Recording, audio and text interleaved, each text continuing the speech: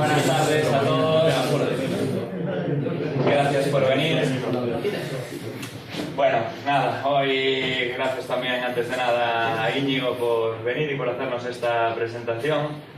Pues nada, Íñigo nos va a dar una charla con unas ideas, unos conceptos ahí sobre construcción naval, un poco para inspirar a todos los participantes de la regata y a ver si cogemos buenas ideas. Y nada, Íñigo, que para quien no lo conozca, es ingeniero naval, que hizo embarcaciones de todo tipo, desde yates, patrulleras, veleros de competición y ahora hasta barcos autónomos también. Así que nada, arrancamos. Muy bien, muchas gracias, Bruno.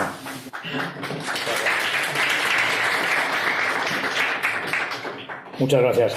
Bueno, primero pido disculpas a muchos de vosotros si lo que voy a contar lo sabéis, porque son conceptos así bastante generales, pero bueno, pues quería dar, para los que no seáis muy próximos al mundo del diseño naval, pues algunas ideas generales que tal vez os puedan inspirar alguna de ellas, o por lo menos para saber los conceptos básicos en los que se basa pues el diseño de los barcos en su principio.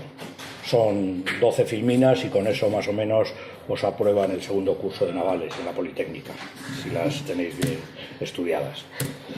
Bueno, el diseño naval y el funcionamiento de un barco tiene que ver todo con la física y los conceptos son absolutamente naturales. Tanto es así pues que el principio de Arquímedes, no sé si habéis visto el vídeo en YouTube, lo conocen los cuervos sin que se lo haya explicado nadie, ¿no? Ese es un cuervo que está seleccionando piedras que se hunden para poder sacar una semilla que flota, y no selecciona las que no tienen volumen y peso suficiente para hacer que el agua suba y esas cosas, ¿no? Es una cosa absolutamente natural. Otra referencia, creo clarísima, en lo que es la evolución del diseño de los barcos y también de otros desarrollos técnicos, son los parámetros que rigen la evolución de las especies. La supervivencia de los diseños más aptos, la evolución convergente, las mismas soluciones con los mismos requerimientos en distintos sitios, la supervivencia, como comentaba, de lo que está mejor hecho y otras cuantas leyes de la evolución de las especies están en la naturaleza y también en desarrollos humanos. Los barcos particularmente, porque es uno de los más antiguos, ¿no? Pues son desde la prehistoria, más o menos. Darwin decía que siempre es recomendable percibir nuestra ignorancia, que es la fuente del conocimiento.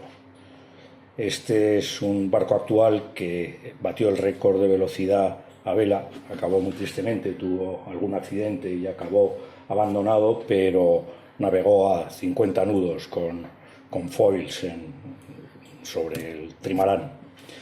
Voy a hacer una pequeñísima introducción a lo que he visto del concurso que tenéis, que me parece interesantísimo el hecho de que tenga tan pocos condicionantes. Eso es fantástico desde el punto de vista del diseño y de las posibilidades de aplicar nuevos conceptos y sobre todo pues de imaginar soluciones distintas. Por lo que he visto hay únicamente dos cosas, aparte de que os den otras, pero las fundamentales son que tenéis una placa solar de 100 vatios y que el barco va a navegar en aguas abrigadas. La placa solar de 100 vatios pesa 1 kilo y mide 1,18 m por 0,54. Y entonces lo bueno es que las únicas bases de partida que tenéis para diseñar la embarcación son estas. Eso es fantástico, ¿no? No tener más condicionantes que estos, porque da una libertad enorme. Esta es una fórmula muy conocida, que es la que rige pues, un barco que se propulsa en el mar, y es que la velocidad es la relación entre la potencia y la resistencia. La potencia es potencia efectiva, es la potencia que se usa para propulsar. De los 100 vatios de la placa, pues vais a tener unas pérdidas eléctricas y luego vais a tener unas pérdidas muy relevantes en lo que es el sistema propulsivo directamente del barco, que puede ser bien una hélice aérea o una hélice sumergida. No hay muchas otras opciones porque el barco tiene que estar propulsado solo por la placa. Y ahí tendréis unas pérdidas importantes y eso es lo que hace la potencia efectiva. Si lo divides por la resistencia del barco, pues tienes la velocidad que te puede dar. Entonces, ¿qué hay que hacer para que el barco tenga, aparte de otros condicionantes que tienen el diseño, como es que el barco sea muy maniobrable, porque creo que vais a tener que pasar unas boyas, tendrá que tener estabilidad de rumbo para ir a las boyas manteniendo el curso, tiene que ser maniobrable para virar y tiene que ser rápido para llegar el primero. Si no puede hacer esas cosas, pues tendrá que ser original, que para eso hay mucha cancha y pues a lo mejor quedar entre los últimos, pero ser un diseño innovador, y eso tiene igual mérito, ¿no? ¿Qué se hace con esto? Por un lado, la potencia, como decía, es la potencia efectiva, que es el rendimiento multiplicado por la potencia que tiene el panel solar. Por supuesto, la potencia que está dando el panel depende del sol, del ángulo de incidencia, pero luego pues hay que convertir esa potencia solar en eléctrica, todo eso tiene un rendimiento, y hay que buscar entonces que ese rendimiento sea el más alto posible. He ilustrado esto con una bicicleta porque sabréis que la bicicleta es, entre todos los artefactos que ha inventado el hombre, el de más rendimiento, ¿no? Pues tiene 20 veces más que un camión y como 3 veces más que, tres veces más rendimiento que, por ejemplo, nosotros cuando andamos, el consumo es 3 veces mayor que si vamos en bicicleta, y desde el punto de vista de la eficiencia es absolutamente fantástico. De lo que se trata es de buscar un rendimiento propulsivo lo más alto posible. Los márgenes son pequeños porque hay lo que hay, o sea, hay una placa, un regulador eléctrico y una hélice, que puede ser una hélice aérea o una hélice sumergida. Pero a lo mejor en vez de una hélice pues pueden ser 2 y 2 motores, o a lo mejor puede ser una hélice muy grande, muy pequeña, con más paso, con menos, con palas, tal. Y entonces ahí hay un cierto juego. Hay unos márgenes, las hélices tienen un máximo de eficiencia. Si es una hélice aérea, la hélice que se ve arriba a la derecha es la de uno de los aviones de los hermanos Wright, y la diferencia de esa hélice de 2 palas estaba fantásticamente bien hecha, la habían ensayado en túnel de viento, un túnel pedestre y tal, que se hicieron ellos, y la diferencia de esa hélice de 2 palas con una hélice moderna así del montón es relativamente pequeña en cuanto a rendimiento, aunque hay hélices, por supuesto, mucho más eficaces, ¿no? Pero esta es una posibilidad, la de trabajar con una hélice aérea, luego hay otros condicionantes, como veremos, o la de trabajar con una hélice sumergida. En las hélices sumergidas se ha progresado claramente más que en las hélices aéreas de ese tipo. Por supuesto, luego están las turbohélices y todo lo demás. La resistencia depende, como decíamos, la velocidad depende inversamente de la resistencia, y entonces la resistencia en un barco estos son los 3 componentes fundamentales: la resistencia por formación de olas, la resistencia viscosa, que es básicamente la resistencia a fricción, la del rozamiento del agua con el casco. La resistencia de olas es la debida a la formación del propio barco al moverse de un tren de olas, que es energía disipada. Y la tercera, que hay que tener en cuenta, y mucho más para un proyecto como este, en el que son barcos ligeros y pequeños, es la resistencia aerodinámica, que siendo barcos de tan poco peso y con una placa tan grande, la resistencia aerodinámica es una componente relevante. El dibujito de abajo es de un CFD con el tren de olas del barco, que luego veremos un poco así a grandes rasgos cómo se forma y las diferencias que hay en función de la velocidad relativa del barco con respecto a su eslora. Para reducir la resistencia, que es lo que interesa, intervienen muchos parámetros.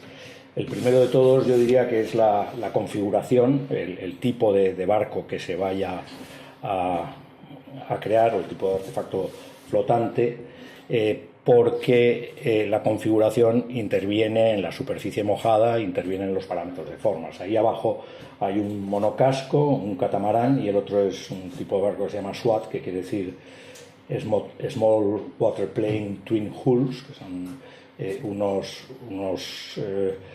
cascos, dos cascos que van sumergidos y llevan el volumen, en lugar de tener el volumen distribuido en un casco central, lo hacen en dos cilindros habitualmente, que son de menos superficie mojada. La superficie mojada interviene directamente en la resistencia por fricción, y entonces estos tienen poca resistencia por formación de olas y una resistencia por fricción limitada. También interviene críticamente en las prestaciones el desplazamiento, porque es un barco muy ligero, que lo puede mover el viento siendo extremadamente ligero, pero a su vez el peso es crítico para poderlo propulsar, porque la resistencia por formación de olas también depende del peso. Y luego, como comentábamos, la aerodinámica. Yo pediría, si alguien tiene alguna pregunta durante la presentación, bueno, durante la charlilla, pues que me interrumpa sin ningún problema. Aquí se ven dos barcos, uno de ellos es el de la derecha, es un SWAT, perdón, el de la izquierda es tanto el de la izquierda como el de la derecha no son SWATs, sino que son wave piercers, que es un concepto de trimarán con dos patines que proporcionan estabilidad y un casco central, pues con unas proporciones muy favorables de eslora manga. Es un casco muy alargado, con poca manga, que tiene poca superficie mojada y sobre todo poca resistencia por formación de olas. Y luego la estabilidad pues las dan dos cascos laterales que se apoyan muy poquito en el agua y tienen también poca resistencia. Un barco de este tipo es el que tiene el récord del mundo el récord de la vuelta al mundo a motor, y porque son barcos muy eficientes y que pueden navegar con poca energía. No es así el barco de la izquierda solar, porque este lleva ahí un campo de fútbol de paneles, ¿no? Para que el barco ande es importante que tenga eslora. Teniendo en cuenta que los barcos que estáis haciendo pues navegan en aguas abrigadas, se puede hacer un barco ligero y largo, en el sentido de que va a tener menos esfuerzos, y con un procedimiento de construcción así un poco fino, pues se puede hacer un barco muy ligerito, ¿no? ¿Por qué la eslora influye tanto en la velocidad? Precisamente por la resistencia por formación de olas. Ahí está representado un ratio que es la velocidad con relación a la raíz de la eslora en flotación. Esto lo que aproxima es el número de Froude, que es el que rige la formación de olas. Este número es equivalente, digamos, al número de Froude, ¿no? Para distintos ratios de esta velocidad, el barco lleva distintos trenes de olas. El barco empieza a navegar, vemos arriba a la izquierda, con un ratio de 1,3, pues forma un tren de distintas olas que se distribuyen a lo largo de la eslora. A medida que el barco va acelerando, esas olas se van separando hasta que al final, cuando el barco está a lo que se llama velocidad de casco, que es cuando en un barco de desplazamiento el barco, por mucha potencia que se le añada, no puede andar más, lo único que hace es incrementar la ola de proa. Eso es porque está atrapado entre las dos olas. Para que el barco pase de esa condición, lo que tiene que hacer es subir sobre la ola de proa y empezar a planear, ¿no? Y hay barcos que son capaces de planear y otros que no. Ahí el rendimiento es muy diferente en función de la condición en la que esté navegando el barco con relación a su eslora.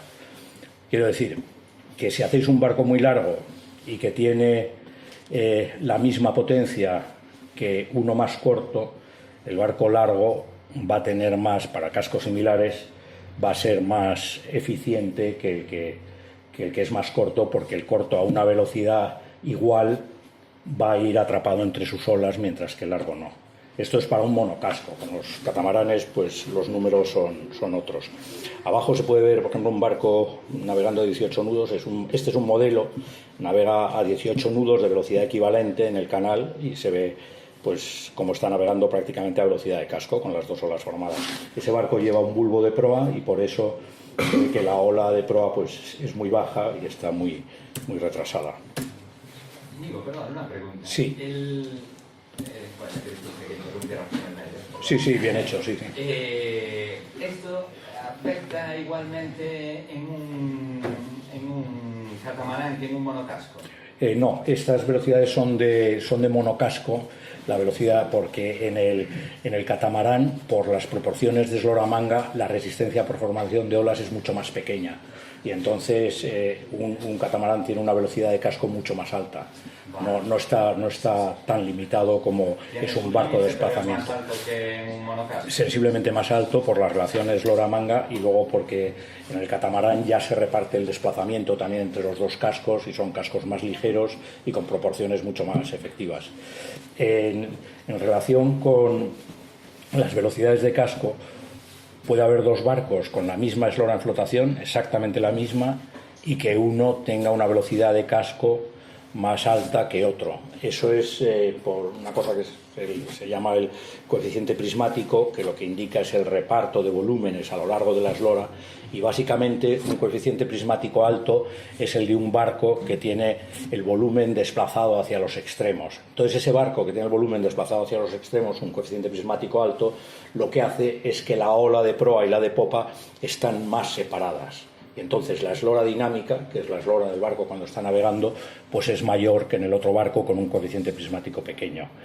¿Esto para qué sirve? ¿Qué utilidad tiene? Pues, por ejemplo, para cuando se diseña un barco, en función de la velocidad, si es un barco de desplazamiento que quieres a la que va, que crees o que quieres que es la velocidad de diseño, pues estableces el coeficiente prismático óptimo para que la resistencia sea mínima. En un barco que va a ir más despacio tiene un coeficiente prismático más pequeño. También hay otros parámetros como la posición del centro de carena y todo esto. Aquí tenemos dos barcos para expresar lo que es una velocidad de casco. Este es el Nimitz, que es uno de los barcos más grandes del mundo, 317 metros, 105.000 toneladas. Su velocidad de casco son 43 nudos. A 43 nudos está en la velocidad, digamos, máxima, a la que si se supera esa velocidad, lo que hace es consumir más, pero no ir más. Si se intenta superar metiendo más potencia, lo que hace es consumir más, pero no ir más deprisa. Y este es un barco del mismo mérito que el otro, pero más pequeño, que es el Medio Glisante, que tiene 1 metro, y la velocidad de casco de del Medio Glisante, que es un barco comercial, arriba no lo es de 90 kilos el desplazamiento, y su velocidad de casco son 2,3 nudos. A partir de 2,3 nudos, por mucho que reme ese señor, no anda más el barco. Es importante saber en la zona que se va a mover el barco, si es un monocasco, si es un barco de planeo, de semidesplazamiento o de desplazamiento.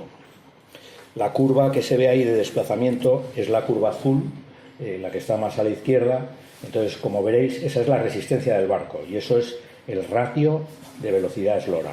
La de la izquierda tiene una asíntota vertical y a partir de 2,3, pues como comentaba, por mucho que se apriete el acelerador, el barco no anda más. Tenemos un ejemplo ahí en ese remolcador que está navegando con una ola enorme de proa. Los remolcadores están sobradísimos de potencia, son barcos cortos y normalmente, pues, cuando navegan de un sitio para el otro, pues van con los motores un poco acelerados y ahí está con esa ola, pero que no sale de allá. El de en medio es un barco de semidesplazamiento. El semidesplazamiento es desde el punto de vista de la eficiencia, son barcos muy poco rentables, sí a velocidades intermedias, pero luego comparado con uno de planeo la resistencia es enorme, porque el de semidesplazamiento no llega a superar del todo la ola y no planea, sino que está en un régimen intermedio entre el planeo y el desplazamiento, ¿no? El barco de medio se ve y aquí se puede observar pues como esta curva sube muy acusadamente, ¿no? la resistencia. Además son barcos que tienen otros problemas y tal. Y el tercero pues es un barco de planeo que una vez que sube la ola, la resistencia se mantiene prácticamente al tiempo que aumenta la velocidad y después vuelve a subir. Para poder planear pues hay que saltar la ola y para eso hacen falta caballos, o sea, hace falta potencia, hace falta tener un desplazamiento limitado el peso tiene que ser poco, y luego tener planos de sustentación, o bien porque sea un casco plano, porque tenga codillos, spray rails, etcétera, ¿no? Ahí vemos barcos de planeo puro, que no tienen necesariamente que ser barcos de motor. Debajo se ve un barquito de 7,5 metros navegando a 18 nudos, cuando su velocidad de casco pues es de 6,5 aproximadamente. Y aquí se ve una mesa de comedor navegando también muy por encima de velocidad de casco con un motor fuera borda, porque realmente la superficie de sustentación es la adecuada. Luego hay una cosa muy importante en los barcos en el diseño de un barco que es el hecho de que tengan estabilidad direccional. Increíblemente, pues a veces se ven barcos hoy en día que sueltas el gobierno y se van de rumbo, ¿no? Y es algo tan sencillo el evitarlo como que el centro de resistencia lateral del barco, en realidad es el centro de esfuerzos del área sumergida, pero se puede perfectamente aproximar, salvo que sea un barco muy particular, al centro geométrico de ese área. Pues si eso está por detrás del centro de carena, detrás del centro de gravedad, entonces el barco tiene estabilidad de rumbo. Si no está detrás, si estuviese en el mismo sitio, pues es más o menos indiferente al rumbo, que se iría en cualquier momento, y si está por delante, pues el barco ya pasa a ser inestable. Entonces es importante, se haga el barco que se haga, que se le dote de estabilidad de rumbo. Si tiene demasiada estabilidad de rumbo, luego puede tener una maniobrabilidad peor, puede virar en la boya peor y tal, pero es imprescindible que la tenga, desde luego. Y si es una configuración de catamarán o de trimarán, pues entonces hay que tener cuidado para que no solo tenga estabilidad de rumbo, sino que maniobre adecuadamente. Por ejemplo, pues si a un catamarán le ponéis 2 timones, maniobrará mejor. A lo mejor pues tenéis que ver si tienes una propulsión sumergida, pues puede tener alguna ventaja con respecto a la aérea de cara a la maniobrabilidad, salvo que la aérea la girase y eso. Esto, por ejemplo, es en un barco que tiene una carena con poco área lateral en popa, pues lo que podéis ver ahí, lleva los arbotantes de las hélices lleva lo que es un esquejo o un arbotante cerrado, de forma que lo que le hacen es proporcionarle estabilidad de rumbo cuando el barco navega con mar de popa. Luego una cosa buena es, bueno, esto lo pongo porque me gustan mucho los delfines y me apetecía hablar de ellos sobre todo, pero vamos, y que tiene interés lo de observar la naturaleza como enseñanza para el diseño naval, yo creo.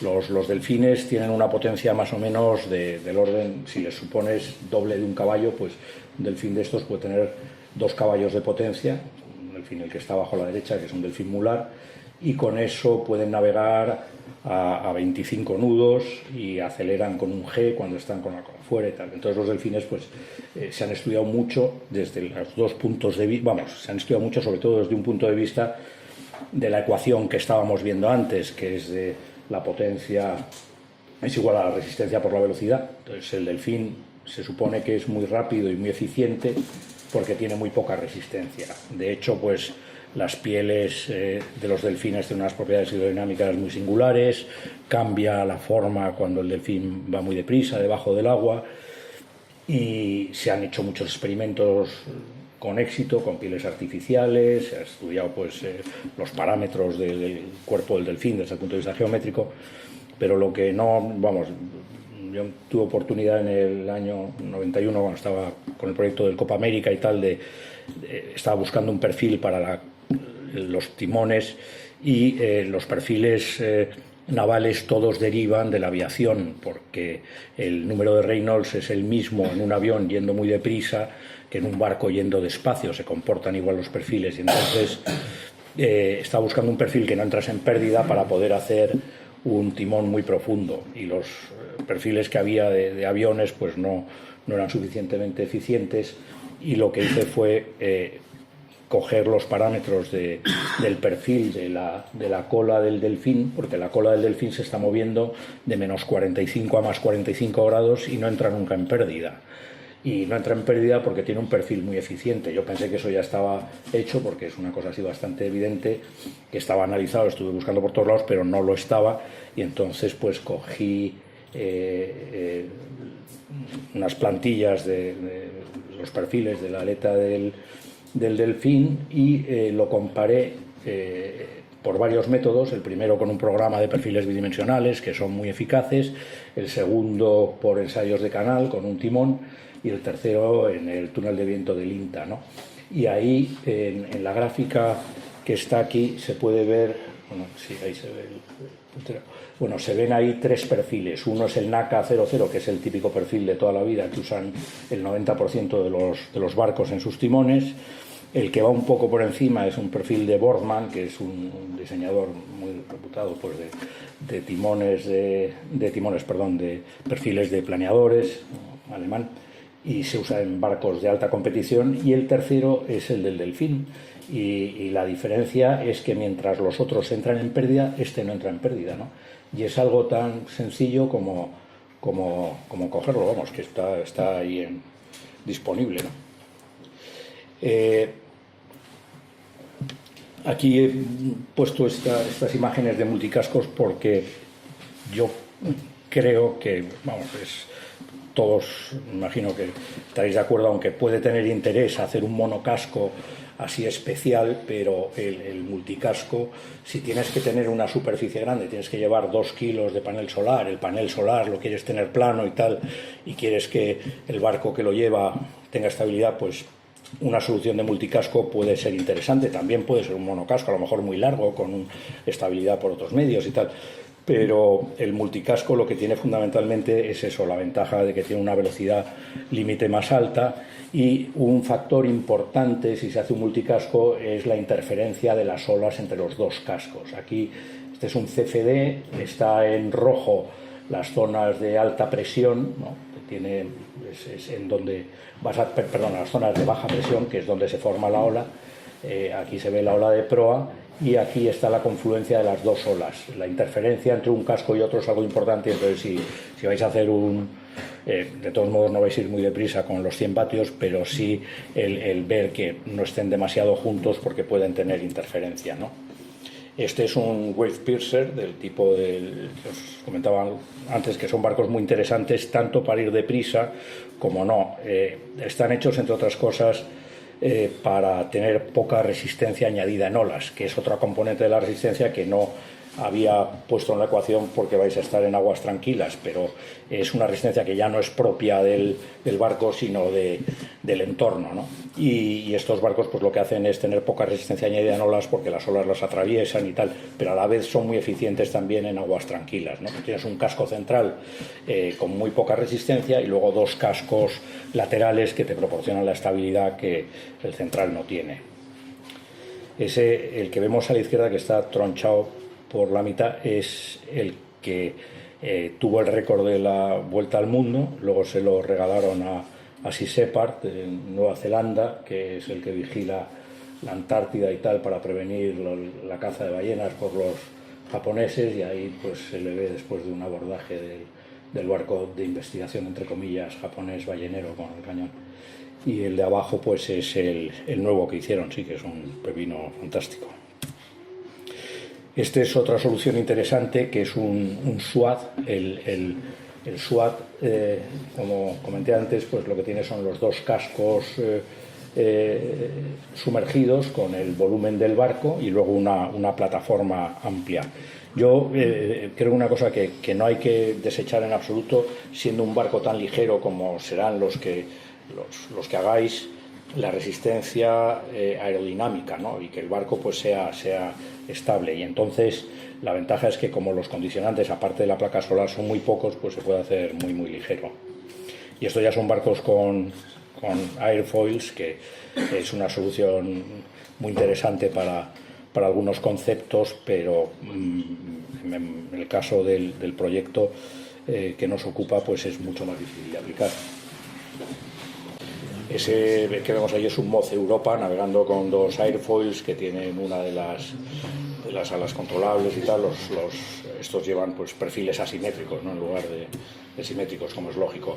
Este es un SWAF activo, que la diferencia es que las patas cambian el ángulo de inclinación y entonces puedes sustentar a la vez que llevas el volumen sumergido, te sirven también de sustentador. Es algo intermedio, digamos, entre los dos. Y esto que vamos a ver es un wig que tiene mucho que ver con los albatros y con los pájaros marinos que vuelan sobre las olas, ¿no? Un avión cerca de la superficie pues tiene mucha menos resistencia inducida, que es la resistencia debida a la sustentación, ¿no? Y entonces eso, pues un tipo de, más que barcos, son un híbrido de barco y avión, que son los WIG, quiere decir Winging Ground, ala en tierra, y que lo que hacen es volar de una forma muy eficiente pegados a la superficie del mar. Yo creo que si hay alguien que sea capaz con los 100 vatios de placa solar de hacer uno de estos, se merece un premio Nobel, pero sí es un barco que es interesante y que creo que es un concepto que quien no lo conociese, pues es bueno que se asome a él, ¿no? Y luego, por último, quería hablar de inspiración, y ya que estamos aquí en la Industriosa, pues no podemos dejar en el tintero a Sanjurjo Badía. Esta es una representación de él en Cabo de Home, asomándose al submarino, que el submarino, bueno, yo tuve oportunidad de conocerlo bastante a fondo, hice unos planos para el Museo del Mar, y creo que me llevó pues como 2 meses más que a él construirlo, el entender cómo funcionaba, porque está lleno de gadgets por todos lados y tal. Y la verdad es que es prodigioso que lo hiciese en tan poco tiempo, y aunque en esa época ya había submarinos más desarrollados, esto llamaba boya lanzatorpedos, es un prodigio de ingenio, ¿no? Tiene desde, pues yo qué sé, la dinamita que se ve aquí, que está al final de una percha, con la que hubiese sido pues un kamikaze submarino, porque realmente, aunque él no lo sabía, hubiese saltado no por los aires, pero vamos, no hubiesen resistido la explosión de esa dinamita a tan poca distancia. Eso se sabe ahora, además, porque ha aparecido en Estados Unidos uno de los submarinos de la Guerra de la Confederación que usó un sistema parecido. Había desaparecido el submarino y lo encontraron hace nada, y para sorpresa de los que lo descubrieron, estaba intacto, y dentro estaban todos los tripulantes muertos, pero sin daños físicos perceptibles en los huesos, ni los encontraron los forenses, sino que habían muerto simplemente por la onda expansiva, sin que el submarino estuviese afectado ni se fuese a pique por eso, pero a todos ellos la onda expansiva transmitida a través del submarino. Bueno, después de esta truculencia vamos a hablar del submarino, que es lo que tiene interés.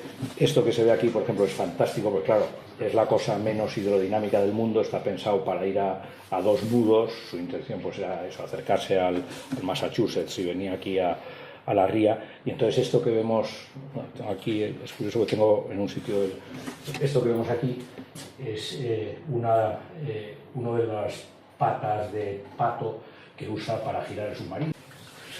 Bueno, esas patas de pato lo que hacen es, si el submarino está fijo en un punto y lo tiene que girar, el timón no gobierna, porque el timón sin velocidad pues no actúa.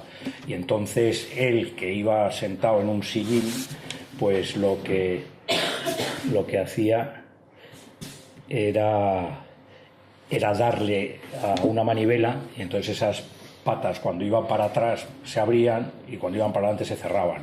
Y entonces, de esa manera, dándole a la manivela continuamente, pues conseguía que el submarino girase. Luego, por ejemplo, pues buscando en el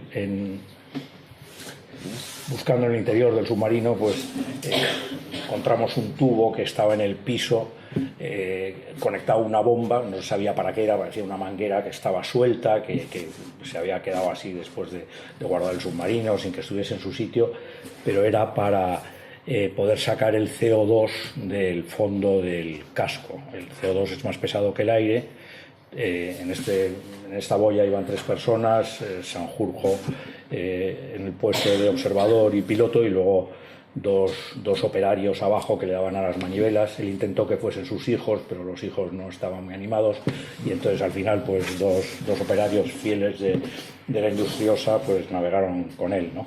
Y por ejemplo pues son todos soluciones sencillísimas pero de mucho ingenio. Pues el nivel de oxígeno se medía con una lamparita con una regla detrás. Según la altura de la llama pues sabía el oxígeno que les quedaba o que no les quedaba dentro y tal. Y la sonda, por ejemplo, era un corcho con una bobina, y según pues lo que salía de la bobina pues sabía dónde estaba. Una bomba de doble efecto para cargar el aire en uno de los cilindros. Realmente es como una especie de bicicleta submarina, porque es absolutamente todo manual y altamente eficiente, no ya para propulsarse, pero bueno, en su conjunto, ¿no? Podía navegar mucho tiempo porque tenía un snorkel, subía a superficie para poder dejar fuera el tubo, y con una bomba específica pues cargaba el aire comprimido que le permitía estar unas horas abajo. Sanjurjo hizo este submarino para proteger la ría de Vigo del ataque de los americanos. Al día siguiente de hacer las pruebas se firmó el armisticio de París. El tío metió el submarino en el taller y siguió a sus cosas hasta el día de hoy. Ha estado ahí el submarino. Y esta última imagen es del submarino sumergido, ¿no? Estuvo navegando a 20 metros de profundidad. Él decía que era muy fácil hacer un submarino porque él hacía calderas, y que la única diferencia es que la caldera es para que el agua no salga y el submarino es para que no entre. Y con esa filosofía bonita. Y bueno, pues aquí hemos acabado.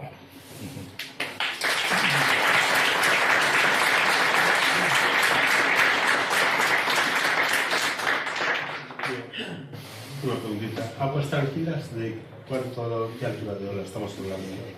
Yo lo que creo que si lo hacen en el mismo sitio que se hizo la otra vez, que será ahí, ¿no, Bruno? Si no me equivoco. Es un poco más dentro, en la... no sé cómo se llama, la playa que hay del Parador. Sí, la playa del Parador hacia adentro y tal, que está muy protegida. Sí, yo creo que teniendo en cuenta la escala del barco, porque estos barcos, pues, por largos que se hagan, yo desde luego intentaría hacerlos grandes, porque un barco grande ande o no ande, que se dice, pero aparte de todo la eslora es muy crítica, y en relación a una eslora, por ejemplo, pues de 1,5 metros, una cosa así, o 1,80 m, las olas van a ser muy poco significativas. Serán olas a lo mejor de 10 o 15 centímetros, porque si no hace un día malo, pues yo creo que debe ser de ese tipo. Es importante. Sí. Yo tengo una pregunta peregrina, pero esas son las mejores. Sí, va a ser la eficiencia de los motores. Aquí supongo, no sé que a alguien se le ocurra otra cosa, utilizamos motores brusques de estos de radio control, ¿no? Y son motores que funcionan a altas revoluciones, por muchas pocas kVs que tenga, hablamos de miles de revoluciones, ¿no? Entonces las hélices de radio control, las de aeromodelismo y todas estas, están diseñadas para esas revoluciones. Entonces, a todos supongo que nos pide el cuerpo es meter por bajo el agua, hélice y a todo. Y yo la pregunta que tengo es, no sé, claro, es muy poca potencia la del panel, pero ¿no sería mucho mejor un eje? Yo tengo visto muchas fotos de barcos con el eje realmente de radio control, un eje largo, y la hélice en el fondo, muy unida a la hélice, bajo el casco, con algún tipo de reductora. A mí me sigue pareciendo demasiadas revoluciones un motor. Sin ninguna duda, son demasiadas revoluciones. Es un motor que está bien, o aunque no cavite, porque la hélice puede estar preparada para no cavitar, lo que tiene es mucho menos rendimiento que si fuese despacio. O sea, si pudieseis poner una hélice de 2 palas o 3 palas, que sea muy grande, la hélice cuanto más grande sea y más lenta, más rendimiento tiene. Y la diferencia puede estar, a lo mejor una hélice de un motor de estos le está sacando al motor al final, pues le vas a sacar a lo mejor un rendimiento propulsivo pues del 30 o del 25% o algo así, mientras que en una hélice en condiciones pues le puedes sacar un 60, ¿no? Yo me refiero a la partida de rendimiento.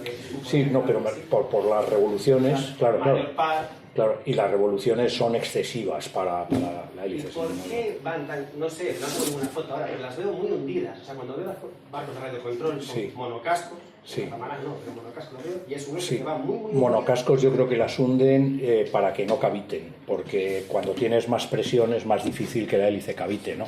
La hélice cavita porque forma burbujas en la pala por la baja presión que tiene la hélice tiene una parte donde genera baja presión y esa es la que propulsa al barco, la diferencia de presión entre las palas. Y entonces en la zona de baja presión el agua hierve. A muy baja presión el agua hierve a poca temperatura. Entonces, el tema es que si consigues más presión hidrostática estando la hélice más sumergida, ya no le ocurre eso. Porque a la vez el llevar un eje inclinado te está quitando componente de propulsión. Claro, no es muy bueno. Lo que pasa es que, claro, ponerle una reductora a un motor de estos pues es impensable por peso, por coste y tal. Y entonces pues van a toda pastilla con una hélice así que va en un régimen no muy eficiente, pero bueno, lo suyo es poner una hélice que vaya más despacio, desde luego. A lo mejor podéis ponerle un engranaje a un motor de estos y otro engranaje que sea más grande y una hélice aérea, yo qué sé. No es que haya que hacerlo, pero vamos, que digo que sí es cierto que la eficiencia va a ser pequeña. Entonces, si echas cuentas, al final, pues para si quieres ir a 4 nudos, pues tienes que tener una resistencia a lo mejor en vuestro barco de 800 gramos o 700 gramos de resistencia. O sea que sí. Os cuesta más de 700 gramos, no digo que pese 700 gramos, pero si os cuesta más de 700 gramos arrastrarlo a esa velocidad, pues es difícil alcanzarla. Por el tema de rendimiento, que es normal, ¿no? Con una placa solar, un motor eléctrico. Y basado en la respuesta que acabas de dar, ¿cómo podríamos averiguar cuál es el rendimiento correcto para una hélice determinada? El rendimiento propulsivo lo puedes adivinar muy fácil en términos, o sea, la potencia que estás absorbiendo. Tú tienes una potencia de la que partes que son 100 vatios y al final la que estás absorbiendo te la sacas de la velocidad, la resistencia de la velocidad. Y entonces la relación entre una y otra es la eficiencia. O sea, la potencia que te propulsa es la efectiva y la potencia instalada es esta. Y al final el rendimiento, claro, hay una pérdida que es el eléctrico, pero el otro es propio del motor y la hélice. Como un comentario a eso, nosotros hicimos pruebas, bueno, después pasar de saber las diferentes hélices que se entregan, hicimos pruebas con todas ellas y con algunas sacanse empuxes superiores a 1 kilo. Así que pues eso está muy bien. Por eso, como decías, 200 gramos, dije, pues, Sí, digo para ir a 4. No. Parece que para las mismas cifras. Sí. Pues mira, pues está hecho, lo he dicho a huevo, o sea que me Hay alegra mucho. algunas que más, otras que menos. Sí. Hicimos eso en sí, metidas en agua, aplicando este en vatios. Y midiendo el empuje, ¿no? Eso está muy bien, la verdad.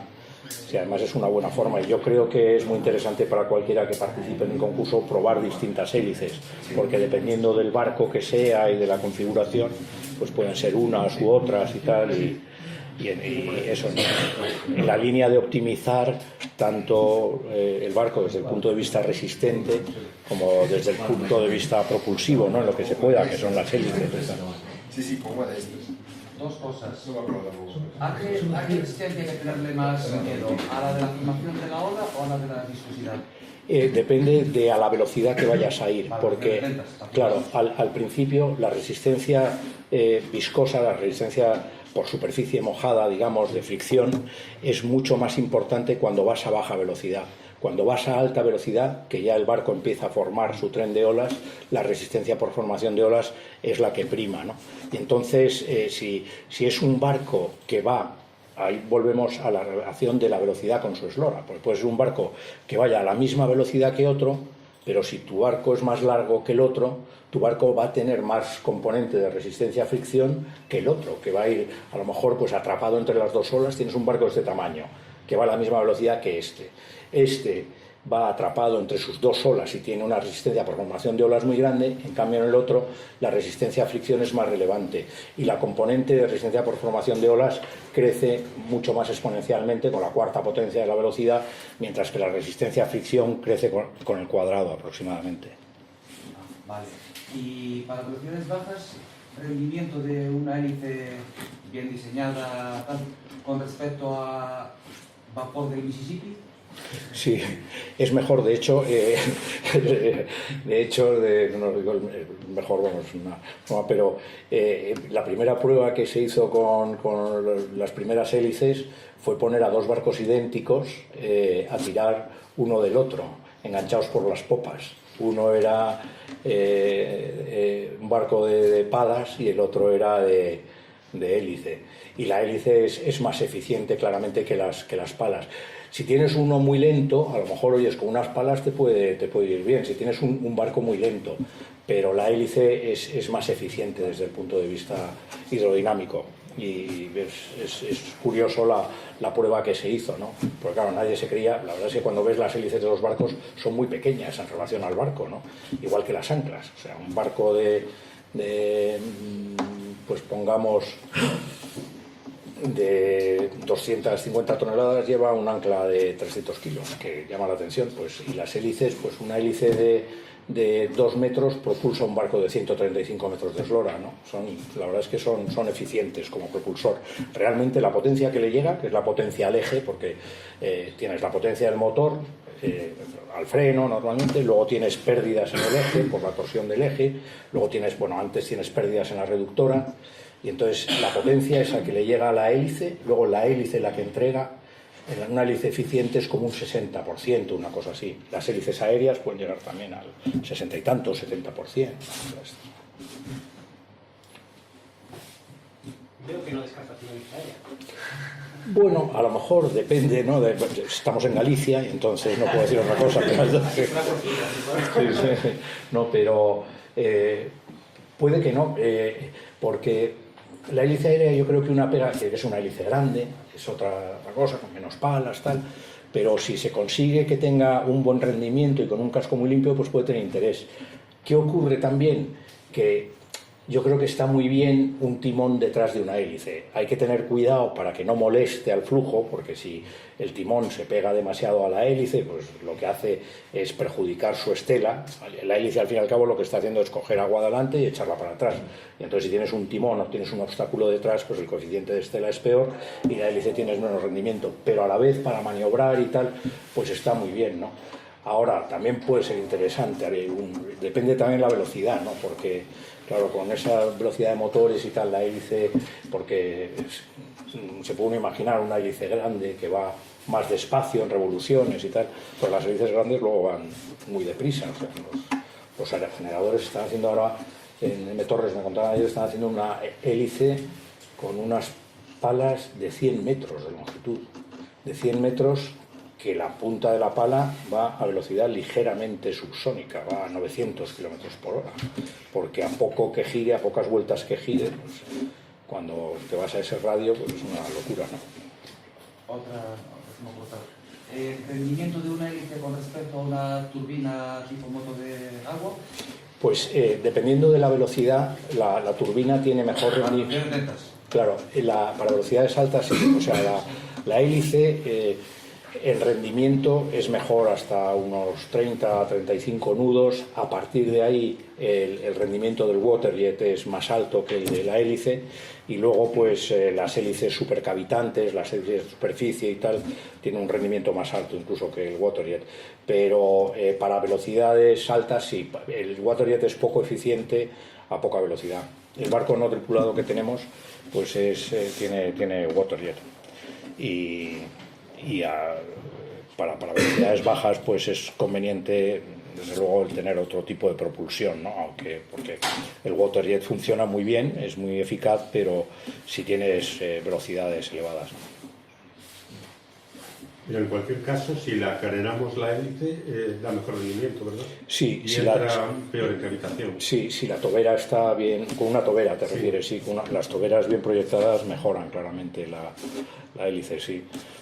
De hecho, al final, pues lo que estás haciendo es mejorar el flujo, ¿no?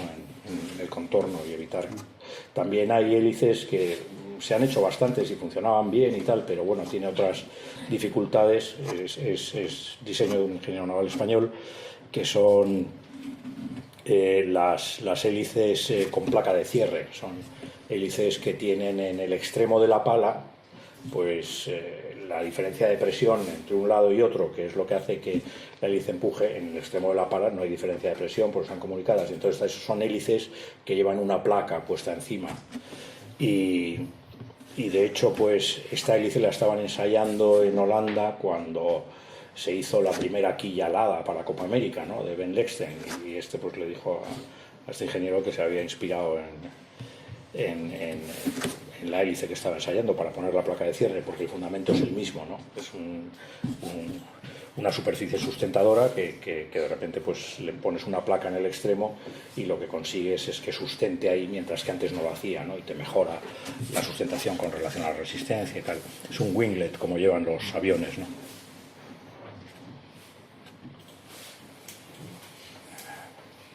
Bueno, pues nada, pues... El tema hidrofoil, supongo que no será algo como para calcular así por el aire o algo así, pero ¿crees que es posible? Que hay... Si hace mucho sol... ¿Pero qué velocidad, por ejemplo? Sí. Hombre, puedes sustentarte en un foil a no mucha velocidad. Si es un foil que está bien proyectado y que tiene suficiente área, claro, ahí el punto crítico es el no tener demasiada resistencia como para no poderte sustentar. Pero lo que sí se puede es hacer algo como fue el trimarán de Tabarly, de Eric Tabarly, un navegante de la prehistoria, pero es un tipo fantástico y tal, de hace muchos años, de los precursores, ¿no?, de la navegación oceánica, y él hizo un trimarán que lo que tenía fue el primero en tener foils, y lo que hacía era que daban parte de la sustentación, la daban los foils, o sea, disminuían la superficie mojada. Cuando el barco iba rápido se sustentaba un poco, era el Paul Ricard el barco que tenía eso, y entonces disminuía superficie mojada y tal. Pero claro, tiene otra cosa, que es que el foil per se también genera una resistencia notable, pero desde luego que con un barco muy ligero, porque se pueden echar cuentas bastante bien, o sea, es un medio de rho por la superficie, por el coeficiente de sustentación y por la velocidad al cuadrado, esa es la sustentación del foil.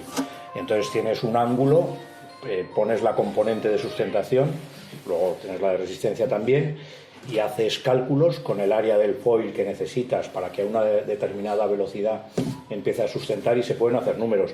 Yo creo que lo que es muy importante es que sea, bueno, crítico, es que sea un barco muy ligero y que los foils tengan muy poquita resistencia y estén muy bien hechos, o sea, que tengan un perfil fantástico, que es un perfil de un NACA asimétrico, ¿no?, que se encuentran en la red, tienes ahí las plantillas y tal, y entonces las plantillas, las coordenadas, ¿no?, los perfiles se dan por coordenadas, que si alguien está interesado en hacer un timón con la aleta del delfín, está también en internet, en un artículo que se llama... Es un articulillo que se llama Ingeniería Naval y Naturaleza, y ahí están las coordenadas del perfil disponibles para todo el mundo. Pero bueno, hablando de los asimétricos, el perfil NACA, sacarlo de ahí y hacer unos foils, por ejemplo, con la impresora láser, se puede hacer un foil fantástico, echar cuentas de la resistencia y tal, hacer algo muy ligero, cruzar los dedos para que haga sol y que se levante. Y desde luego, si llega a sustentar, pues se nota una diferencia muy notable, sí.